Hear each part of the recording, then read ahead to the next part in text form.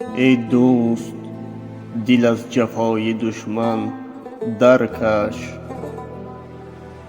با روی نکو شراب روشن درکش. با اهل هنر گوی گریبان بکشا، وز نااهلان تمام دامن درکش.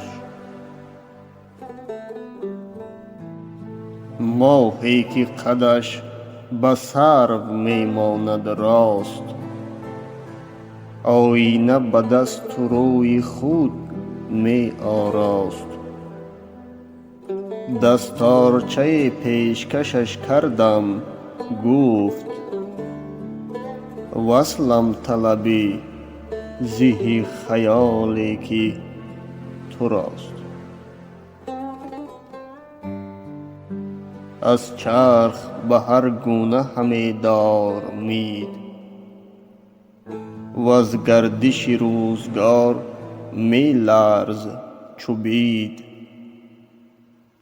گفتی که پس از سیاه رنگی نبود، پس موی سیاه من چرا گشت سفید؟ نی دولت دنیا به ستم می ارزد، نی لذت مستیش علم می ارزد. نه 7000 ساله شو دی جهان، این مهنت 7 روزه غم می ارزد.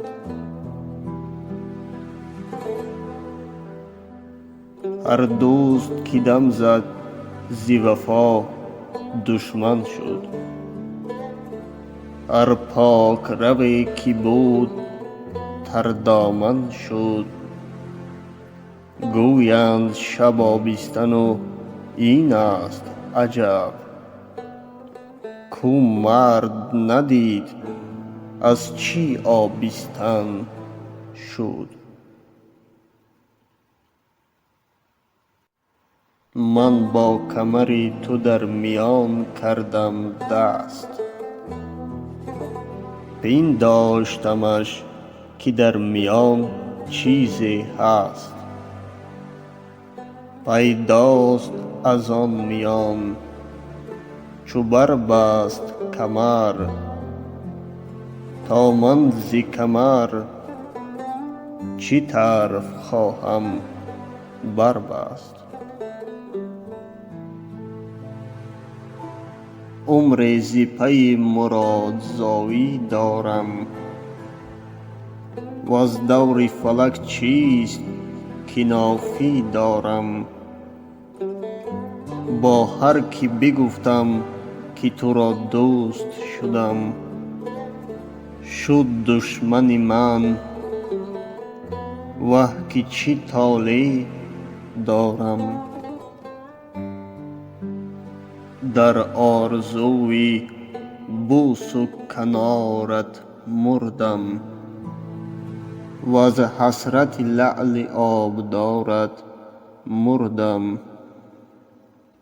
قصه نکنم دراز کوتاه کنم، بازآ کز انتظارت مردم. ای کاش که بخت سازگاری کردی، با جور زمانه یار یاری کردی. از دست جوانیم چو بربود عنان، پیری چو رکاب پایداری کردی.